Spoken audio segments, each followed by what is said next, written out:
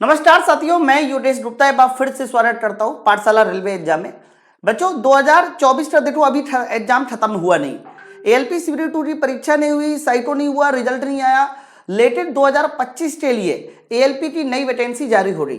थोड़ा सा अपने आप में अटपटा है, लेकिन चलिए ठीक है। 2025 की वैकेंसी आ रही है तो आपको भी समझना चाहिए कि 2024 में भले ही आपका रिजल्ट नहीं फाइनल है, लेकिन 2025 का फॉर्म जरूर डाल देना चाहिए।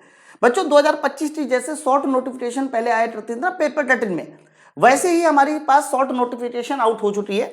यहां पर आप लोग साफ साफ देख पा रहे हैं कि जो नोटिफिकेशन है यह हमारा रेलवे रिक्रूटमेंट बोर्ड, और आगे देखिए recruitment of assistant of loco pilot tend indicative notice, मतलब ये जो शुरुआती नोटिस की बात हो रही है जो मैं आपको बताने जा रहा हूं। बच्चों application are invited from the eligible candidate for the post of assistant loco pilot given in the table below. Application must be submitted only through online mode. Tentative opening date, यानी जो आपके फॉर्म भरे जाएंगे बच्चा, उस form की starting date इन्होंने बता दिया कि फॉर्म आपसे कब से भरे आएंगे। तो 10 अप्रैल से आपके फॉर्म भरना शुरू हो जाएंगे। मतलब 10 अप्रैल का मतलब ये मान के चलो लगभग 15-16 दिन बचे हैं, है ना। और टेंटेटिव डेट जो क्लोजिंग है, एप्लीकेशन की जो क्लोजिंग डेट है बच्चों, वो तुम्हारे पास 9 मई है। लगभग 1 महीने का आपको समय मिलेगा एप्लीकेशन को सबमिट करने का। बच्चों अगर यहां पर हम लोग एग्जाम डेट के बारे में बात करें तो एग्जाम डेट का इन्होंने खुलासा नहीं किया, लेकिन एज का जरूर खुलासा कर दिया कि एज क्या है। सबसे पहले तो देखो A1 मेडिकल होना चाहिए आप लोगों का, और टेंटेटिव जो वैकेंसी है वो 9900 है। 9900 का मतलब लगभग ये हमारे पास 10,000 उसी तरह से वैकेंसी है। बच्चों अगर मैं एज की बात करता हूं तो एज हमारे पास 18 से 30 साल दी गई है। तो जितने भी यूआर वाले कैंडिडेट वाले बच्चे हैं जिनकी उम्र 18 से 30 के बीच है, वो सारे बच्चे इस फॉर्म को जरूर भर सकते हैं। अब सवाल यह है कि अगर एससी की बात करेंगे, ओबीसी की बात करेंगे, तो उसी तरीके से आप लोगों को एज रिलैक्सेशन मिलेगा। बाकी नीचे वाली जो बातें लिखी है वो ठीक उसी जैसी है जैसे हम लोग पहले चर्चा किया करते थे, है ना। उसमें कुछ भी ऐसा नहीं लिखा हुआ है, पहले वाली जैसी बातें हैं वही बातें लिखी, मतलब वो इतना खास इंपॉर्टेंट नहीं है। मेन दिक्कत ये है कि क्या आप सब लोग एकदम रेडी हो, क्या आप सब लोग रेडी हो कि वापस से दोबारा से एएलपी सीबीटी 1 और सीबीटी 2 की तैयारी करने के लिए।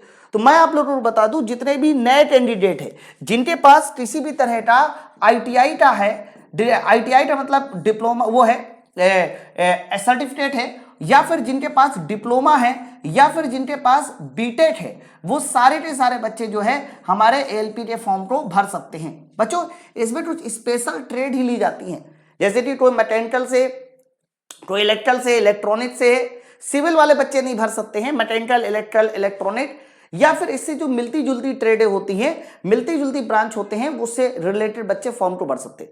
बच्चों ये मान के चलो कि जितने भी बच्चे एएलपी की तैयारी करना चाह रहे हैं, मैं आप लोगों को बता दूं इसमें दो चीजें होती है। सबसे पहले आपका सीबीटी 1 होगा, फिर दूसरा हमारा सीबीटी 2 होगा। सीबीटी 1 में हमारे जो सब्जेक्ट पूछे जाते हैं वो हमारे पास क्या क्या सब्जेक्ट आते हैं, तो कह देना उसमें तुम्हारा मैथ आता है, इसके अलावा रीजनिंग आता है सीबीटी 1 में। रीजनिंग के अलावा जो है आपका साइंस आता है। मैथ, रीजनिंग, साइंस, ये हमारे सब्जेक्ट आते हैं मेन सीबीटी 1 में। बच्चों सीबीटी 1 जो होगा वो तुम्हारे 60 मिनट का होगा, और इसी 60 मिनट में आपको टोटल कितने क्वेश्चन करने होंगे? 75 क्वेश्चन हमारे सीबीटी 1 में आपको करने होंगे।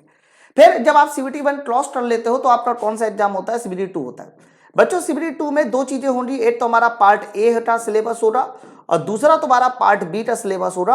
और जब पार्ट ए और पार्ट बी दोनों हो जाता है, पार्ट ए में मैथ आता है, रीजनिंग आता है, बेसिक साइंस आता है। पार्ट बी की बात करते हैं बच्चों, तो पार्ट बी में हमारा ट्रेड भी पूछा जाता है। अरे थोड़ा बहुत इसमें अगर जीके के क्वेश्चन आ जाए तो ठीक है, लेकिन मेन आपका यही है।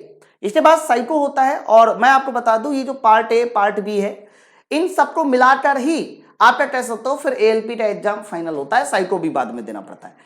तो जितने भी बच्चे नए हैं और ये चाहते हैं कि नहीं मुझे सर एएलपी का एग्जाम की तैयारी अभी से करनी है, तो आप सब लोग माई पाठशाला एप्लीकेशन को डाउनलोड कर लो। प्ले स्टोर पे जाके माई पाठशाला एप्लीकेशन को डाउनलोड कर लो। इसमें एएलपी का फाउंडेशन बैच, वो भी न्यू फाउंडेशन बैच जो हमारा 2025 के लिए वैकेंसी के लिए बनाया गया है, वो आप ज्वाइन कर सकते हो। ये फाउंडेशन बैच सिर्फ और सिर्फ आपको 599 में पड़ेगा, जिसमें सीबीटी 1 के कंप्लीट सब्जेक्ट और सीबीटी 2 के कंप्लीट सब्जेक्ट की तैयारी आपको कराई जाएगी एकदम बेहतरीन ढंग से। हम आपको बता दें इस बार टेक्नीशियन ग्रेड 3 में 18 जोन में से 7 जोन के टॉपर पाठशाला रेलवे ने दिए। तो जो नई वैकेंसी आने वाली है, इस नई वैकेंसी में भी सबसे ज्यादा टॉपर हमारे पास ही होंगे। बच्चों इसके अलावा जो भी बच्चे किसी तरह की कोई भी इंक्वायरी चाहते हैं तो वो सपोर्ट टीम में भी फोन कर सकते हैं, और सपोर्ट टीम का जो नंबर है वो मैं आपको कमेंट सेक्शन में डलवा दूंगा। ओके, चलो फिर मिलते हैं हम लोग नेक्स्ट वीडियो में। हाँ, लेकिन ये वैकेंसी 10,000 वैकेंसी हमारे लिए बहुत कम है। फाइनल नोटिफिकेशन आउट होने दीजिए। पिछली बार भी कुछ ऐसा ही हुआ था, पहले 5,196 वैकेंसी का नोटिस आया था, फिर 18,799 हो रही थी ना। तो हम लोग करना क्या है, 10,000 है, एक बार नोटिफिकेशन आउट होने दीजिए पूरी, उसके बाद हम लोग थोड़ा बहुत प्रेशर बनाएंगे, और प्रेशर बनाने के बाद इस वैकेंसी को इंक्रीज करने की मांग भी कर सकते हैं। यानी ये वैकेंसी आगे चल के इंक्रीज भी हो रही है, डेफिनेटली है। उसका सबसे बड़ा रीजन ये है कि जीडीसी के जो एग्जाम हुए थे उसमें नकल पकड़ी रही थी, और नकल पकड़े जाने की वजह से हमारे जीडीसी की जो एएलपी के एग्जाम है वो कैंसिल हुए। तो वो जो एग्जाम इंटरनल होते थे वो अब हमारे पास इंडिपेंडेंट तरीके से हो रहे, जो आप लोगों को यहाँ पर ओपन भर्ती में नजर आएंगे। ठीक है, चलो फिर हम लोग मिलते हैं अपने नेक्स्ट वीडियो में। तब तक के लिए थैंक यू वेरी मच, जय हिंद।